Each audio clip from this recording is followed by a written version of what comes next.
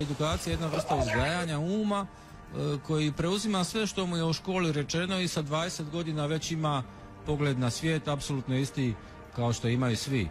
Jednostavno stvara jedan obraz ili jedan obrazac, zato se to zove obrazovanje.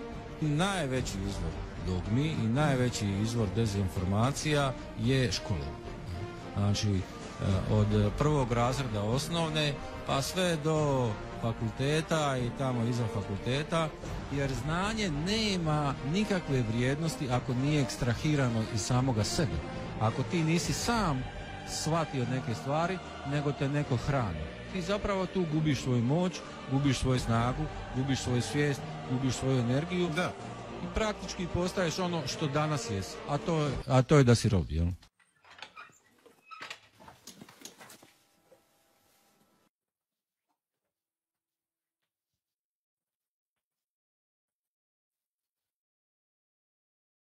Ideological subversion is the slow process which we call either ideological subversion or active measures or psychological warfare. What it basically means is to change the perception of reality of every to such an extent that despite of the abundance of information, no one is able to come to sensible conclusions in the interests of defending themselves, their families, their community, and their country.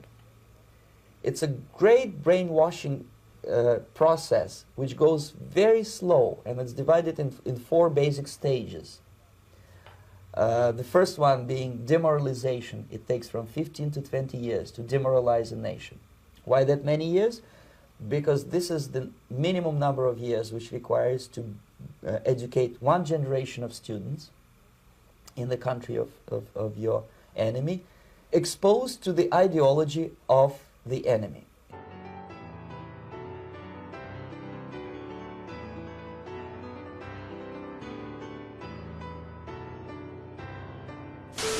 Something Tesla said, you can think deeply and be quite insane, but you need to be sane to think clearly. If you look at a human life, it is a 24/7 almost downloading of a program of perception. Look at it. You come out of the womb and you are immediately influenced in your perceptions of the world by your parents, who've been through the same programming process you're about to go through, and are not passing it on to you through malevolence, but because they think it's real. So immediately you're out the womb and you're already having your perceptions directed and molded by your parents.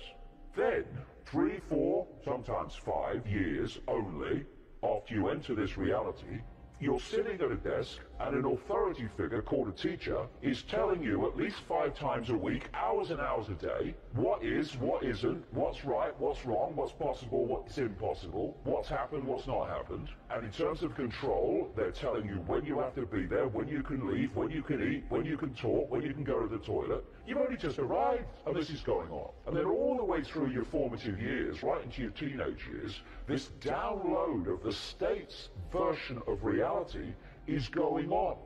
At the same time, your parents, when you're younger, they are confirming that what you're being told at school is true. All the people around you, your peers and your friends and your acquaintances, are going through the same programming system. Every time you turn on the mainstream media, and much of the alternative, let me say, they are telling you the same thing is true. And so on and on and on it goes. And then there's not only the download of the perception, there's also the policing of the perception. If you challenge what you're being told at school, then you are a disruptive influence in the classroom. If you question what I call the postage stamp consensus, what this download is telling us to believe in terms of its narrowness of possibility, then your peers ridicule you or call you crazy because you're challenging this norm. Next stage, you go into the adult world. You go into politics, you go into journalism, you go into medicine, you go into science, you go into the corporate world, you go into education to be a teacher or an academic. And what are you taking in to those institutions? The core programming that you've been downloading since the day you were born.